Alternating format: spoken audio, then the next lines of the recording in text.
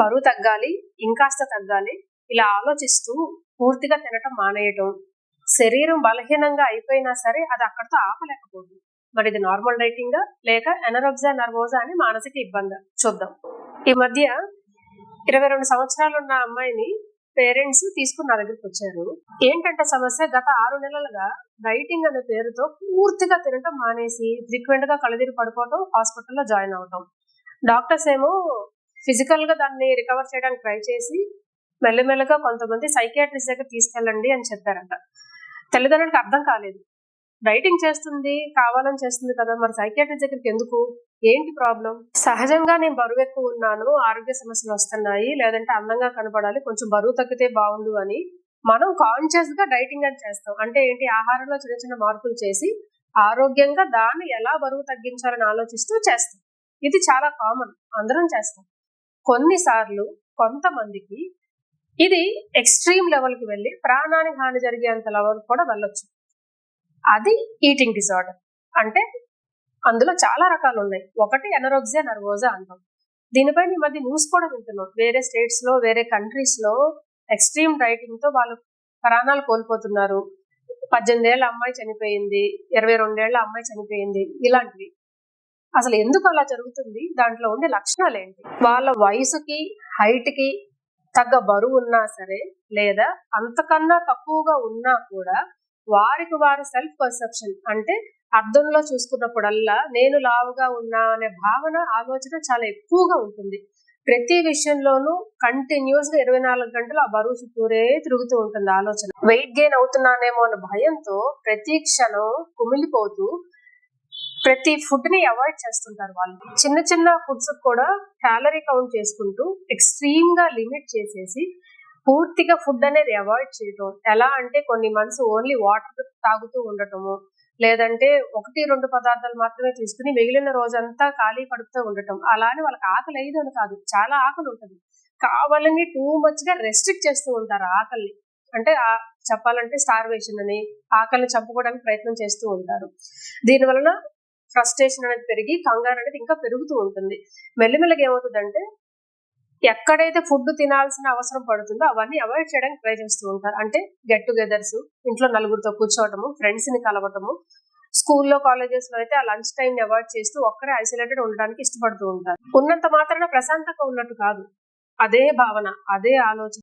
దీంతో పొరపాటున ఎవరైనా ఫోర్స్ చేశారనో, లేదంటే వీళ్ళకి కూడా తినాలనిపించేదనా, ఏదైనా చిన్న ఫుడ్ తిన్నా సరే అమ్మో ఎక్కువ క్యాలరీస్ వచ్చాయి, నీ బరువు పెరుగుతామేమో అనే భయంతో దాన్ని బయటికి తీసేయడానికి ట్రై చేస్తారు. అంటే ఏం చేస్తారంటే కొన్ని టాబ్లెట్స్ తీసుకోవటం, ఫర్ ఎగ్జాంపుల్ ఎడివా లాంటివి చేసుకోవటము, లాక్సేటివ్స్ అంటాం. అంటే ఫ్రీక్వెంట్ గా మోషన్ అయ్యేటట్టుగా తిన్న ఫుడ్ వెళ్ళిపోవాలనే ఉద్దేశంతో, లేదంటే వాళ్ళ వేలును గొంతులో పెట్టుకుని వామిటింగ్స్ చేసుకోవడానికి ట్రై చేయటము. డయూరిటిక్ పిల్స్ అంటే యూరిన్ ఎక్కువగా అవ్వటానికి యూజ్ చేసే మాత్రలు. దీనిని ఎక్కువగా యూజ్ చేయడం వలన బాడీలో ఉన్న వాటర్ కంటెంట్ కూడా పోతుంది, నేను బరువు తగ్గిపోతానన్న ఆలోచనలో ఇలాంటివి ప్రయత్నాలు చేయటము. ఇవే కాకుండా క్యాలరీ కౌంట్ చేసుకుంటూ చాలా తక్కువ ఫుడ్స్ ని స్పెసిఫిక్ గా ఎంచుకుని అవి మాత్రమే తినడానికి ప్రయత్నం చేయటము. లేక ఎక్సెసివ్ ఎక్సర్సైజ్, అంటే అవసరానికి మించి తన శరీరానికి మించి ఎక్కువ టైం ఎక్సర్సైజ్, జిమ్ కానివ్వండి, యోగా కానివ్వండి, స్విమ్మింగ్ కానివ్వండి, రకరకాల ప్రయత్నాలు అనేది అన్ని ఒకటే రోజు చేసేయడానికి ప్రయత్నం చేయటము.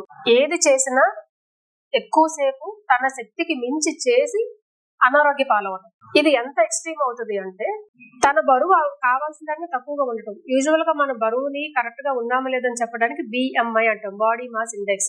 ఇది 18.5 నుండి 25 వరకు ఉంటే నార్మల్ హెల్దీ రేంజ్ అనమాట. 18.5 కన్నా తక్కువగా ఉంటే అండర్ వెయిట్ లో ఉన్నారని పరిగణిస్తాము. ఈ అనారోగ్య అనే ఇబ్బంది ఉన్న వాళ్ళకి అరౌండ్ 15 లో ఉంటుంది. అంటే అంత తక్కువ బరువు ఉన్నా సరే వారికి బట్టి ఎక్కువగా బరువు ఉన్నారని కంగారు, భయంతో ఇవన్నీ చేస్తూ ఉంటారు. ఇదొక మానసిక ఇబ్బంది.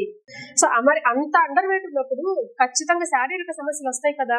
అవేంటి, చూడటానికి చాలా సన్నగా, వారి వయసు కన్నా తక్కువ వయసు, అంటే 22 ఏళ్ల అమ్మాయి కూడా 15 ఏళ్ల అమ్మాయి లాగా అంత సన్నగా కనిపించటము, మజిల్ మాస్ అనేది లేకపోవటము, బోన్స్ అనేది బాగా వీక్ అయిపోయి చిన్న దెబ్బ తగిలినా సరే ఈజీగా ఫ్రాక్చర్స్ అయిపోవటము, ఎక్సెసివ్ ఎక్సర్సైజ్ చేయడం వలన ఫ్రీక్వెంట్ గా కళ్ళదిరి పడిపోవటము, హాస్పిటలైజ్ అవ్వటము, వామిటింగ్స్ కానీ ఎనీమాస్ లాంటివి కానీ ట్రై చేయడం వలన బాడీలో సాల్ట్ ఇంబ్యాలెన్స్ అనేది జరగటం, ఆ ప్రభావం అనేది కన్ఫ్యూజ్డ్ స్టేట్ లో ఉండి, లేదంటే హార్ట్ మీద ప్రభావం చూసి పొటాషియం సోడియం ఇంబ్యాలెన్స్ జరగడం వలన హార్ట్ రేట్ అనేది ఇర్రెగ్యులర్ అవ్వటము, ఫ్రీక్వెంట్ గా హెల్త్ ప్రాబ్లమ్స్, ఫీవర్ లాంటివి రావటము, ఇమ్యూన్ సిస్టమ్ అంతా వీక్ అయిపోవటము, ఆడపిల్లలకైతే పీరియడ్ ప్రాబ్లమ్స్ సరిగ్గా రాకపోవటము, పీసీఓఎస్ లాంటి సమస్యలు, కొన్నిసార్లు పూర్తిగా ఆగిపోవటం కూడా జరగచ్చు ఎక్స్ట్రీమ్ కేసెస్.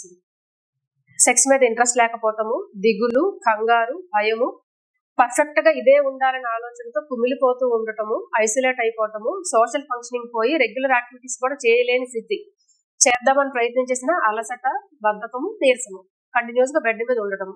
యూజువల్ గా వీళ్ళు వాళ్ళు ఇవన్నీ హైడ్ చేయడానికి ట్రై చేస్తూ ఉంటారు. కానీ శారీరక సమస్యలు మొదలైన తర్వాత ఇంట్లో వాళ్ళని గుర్తించి ఫ్రీక్వెంట్ గా ఇలా జరుగుతుంది ఏంటనే కారణాలు వెతికితే మనకి ఇలాంటివి కనిపించవచ్చు. ఇది నార్మల్ డైటింగ్ కాదు. ఎందుకంటే నార్మల్ డైటింగ్ లో మనం చేసిన ఆరోగ్యం చూసుకుంటూ, ఒకరి సలహా తీసుకునో ఎంతవరకు చేయగలమని చూసుకుంటూ వెయిట్ తగ్గితే మనకు అది మోటివేషన్ లో ఉండి అమ్మయ్య బాగా తగ్గామని హ్యాపీగా ఫీల్ అవ్వాలి. కానీ వీళ్ళకి ఆ హ్యాపీనెస్ రాదు. ఇంకా తగ్గాలి, ఏదో ఉంది అన్న సమస్య అనేది వెంటాడుతూనే ఉంటుంది. అప్పుడు దాన్ని మానసిక సమస్య అంటాం మనం. ఆలోచన అనేది శరీరం ఇబ్బంది పడుతున్నా సరే ఆపలేకపోయినంతగా ఎందుకు తయారవుతుంది, అసలు ఎలా స్టార్ట్ అవుతుంది, అసలు ఇది ఈ నార్మల్ గా చేయాల్సిన డైటింగ్ అనేది అబ్నార్మల్ గా మారి ఈటింగ్ డిజార్డర్ గా మారడానికి కారణాలు ఏంటి? యూజువల్ గా టీనేజ్ అమ్మాయిల్లో ఇది చాలా ఎక్కువగా చూస్తుంటాం. అలానే మగవారికి రాదు అని కాదు, రేర్. ఏదో ఒకటి వాళ్ళ లైఫ్ లో అయి ఉంటుంది. అంటే చిన్నప్పుడు లావుగా ఉండడం వల్ల ఫ్రీక్వెంట్ గా అందరూ టీస్ చేయటం, బుల్లి చేయటం, లేదంటే లావుగా ఉన్నామని చెప్పి బాయ్ ఫ్రెండ్ రిజెక్ట్ చేయటం, ఇంట్లో వాళ్ళందరూ ఏడిపించటం, ఎప్పుడొకప్పుడు ఏదో ఒక హెల్త్ ప్రాబ్లం, ఫీవర్ గానీ మోషన్స్ గానీ అయితే కొంచెం బరువు తగ్గినట్టుగా చిక్కినట్టుగా కనిపిస్తారు. ఎవరైనా వాళ్ళని బరువు తగ్గావు చాలా బాగున్నాం అంటే అదొక సెల్ఫ్ మోటివేషన్ లా అనిపించి మనసులో ఉన్న ఆలోచన అనేది ఆ వెయిట్ తోనే తిరుగుతూ ఉంటుంది వాళ్ళకి. అలా ఒక ట్రిగ్గరింగ్ పాయింట్ స్టార్ట్ అవుతుంది.